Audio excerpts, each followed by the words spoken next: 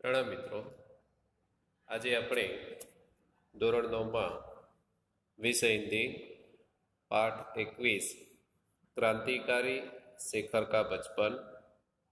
મિત્રો, આજના આ બીજા વિડીયોમાં આપણે પાઠની કથાવસ્તુ જોઈશું.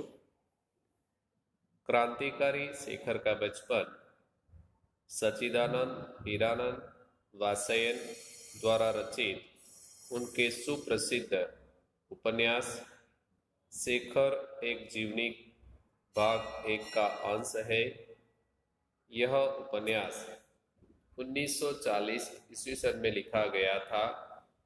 मित्रों, इस पाठ की कथावस्तु में शेखर का बचपन क्रांतिकारी विचारों से अभिभूत था। मित्रों, गांधी जी द्वारा जब भारत में असहयोग का आंदोलन आरंभ हुआ था, तब इस आंदोलन में कई भारतीय लोगों ने इस स्वदेशी आंदोलन में भाग लिया था। इस आंदोलन के अंतर्गत उस वक्त सभी विदेशी वस्तुओं का बहिष्कार किया गया था। प्रस्तुत पाठ के नायक शेखर पर भी इसका बहुत गहरा प्रभाव पड़ा था।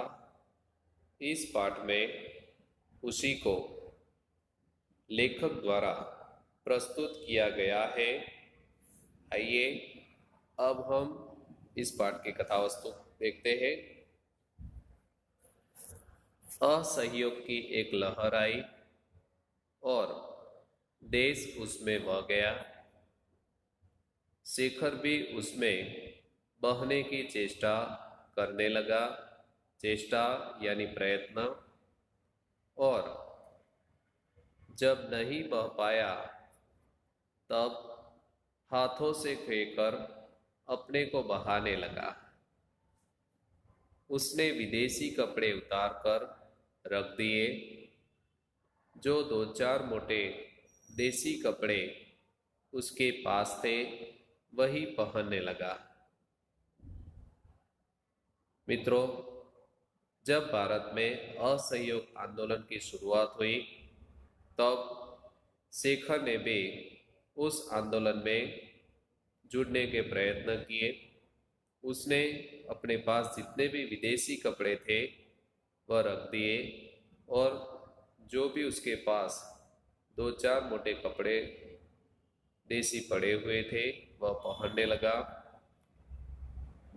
बाहर घूमने मिलने जाना उसने छोड़ दिया, क्योंकि इतने देसी कपड़े उसके पास नहीं कि बाहर जा सके।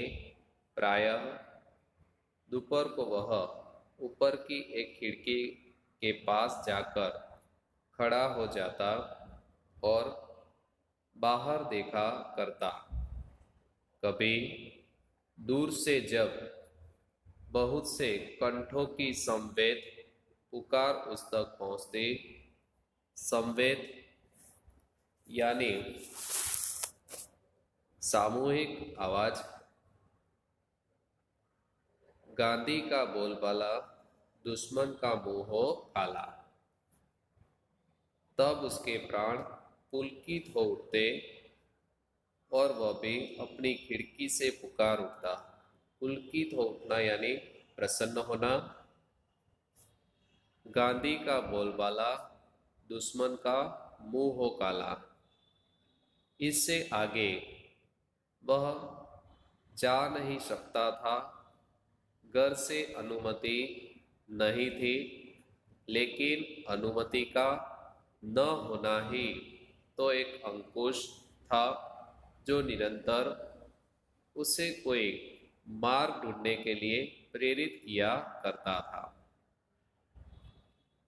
मां के अतिरिक्त सब लोग बाहर गए हुए थे। मां ऊपर कोठे पर बैठी हुई थी। शेखर ने घर के सब कमरों में से विदेशी कपड़े बटोरे और नीचे एक खाली जगह ढेर लगा दिया। फिर लैंप लाकर उन पर मिट्टी का तेल उड़ेला। तेल का पीपा नौकरों के पास रहता था। वहां जाने की हिम्मत नहीं हुई और आग लगा दी। आग एकदम भभक उठी। शेखर का आह्लाद भी भभक उठा। वह आग के चारों ओर नाचने लगा और गला खोलकर गाने लगा। गांधी का बोलबाला, दुश्मन का मुंह काला। मित्रों, यहाँ पर शेखर ने अपने पास जितने भी विदेशी कपड़े थे, वह विदेशी कपड़े उसने इकट्ठा करके सब जला दिए। थोड़ी ही देर में माई और थोड़ी देर में शेखर के गाल भी मानो विदेशी हो गए, जलने लगे। लेकिन ढेर राख हो गया था। उसने अपने सभी विदेशी कपड़े जला दिए थे। शेखर के मन में विदेशी मात्रा के प्रति द्रोणा हो गई। द्रोणा यानी नफरत। उसने देखा कि हमारी नस नस में विदेशी का प्रभुत्व ही नहीं, आतंक भरा हुआ है। उसे पुरानी बातें भी याद आई और नई भी। वह देखने लगा। उसे यह भी ध्यान हुआ कि पिता उसे घर में भाइयों से अंग्रेजी में बात करने को कहा करते हैं। यह भी कि वह शैशव यानी बचपन से अंग्रेजी बोलना जानता है, पर हिंदी अभी सीख रहा है। उसकी पहली आया ईसाई थी और अंग्रेजी ही बोलती थी।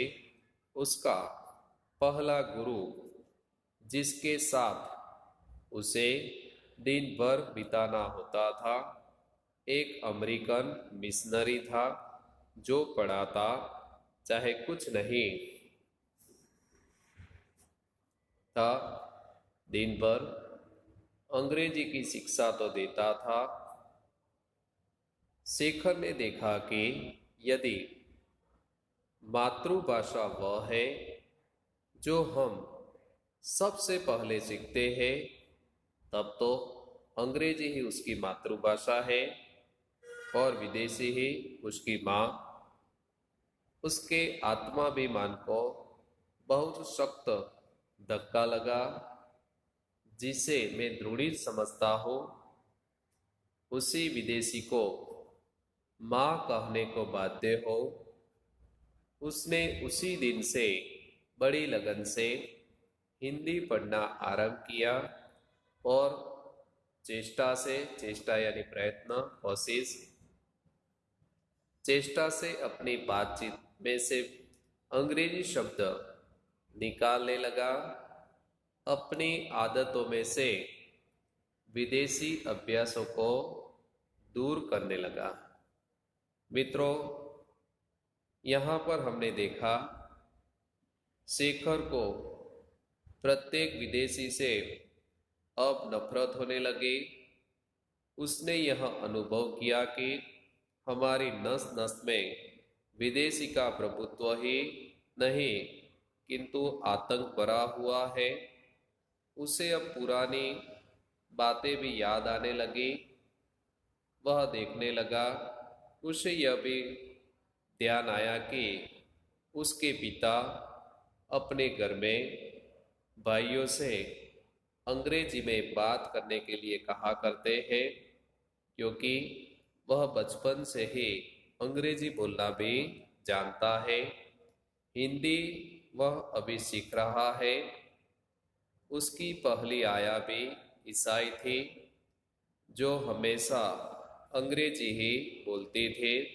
उसका जो पहला गुरु था, जिसके साथ वह दिन भर बिताता था।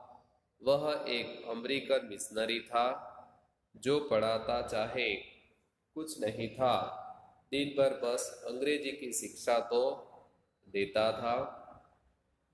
शेखर ने उस समय देखा कि यदि मातृभाषा वह है जो हम सबसे पहले सीखते हैं, तब तो अंग्रेजी ही उसकी मातृभाषा होगी और विदेशी ही उसकी माँ।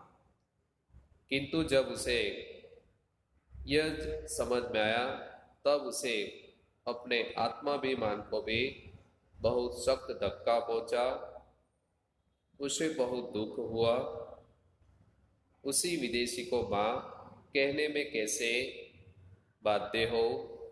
उसने उसी दिन से बड़ी लगन से हिंदी पढ़ना भी आरंभ किया। अपने प्रयत्नों से उसने अपनी बातचीत में से भी अंग्रेजी शब्द वह धीरे धीरे निकालने लगा। अपनी आदतों में से भी विदेशी अभ्यासों को वह दूर करने लगा। मित्रों, आगे की इस पाठ की कथा वस्तु को हम आगे के वीडियो में देखेंगे। आज का आपका गृह कार्य है, आपको इस पाठ के शब्दार्थ लिखने हैं। प्रणाम, अस्तु।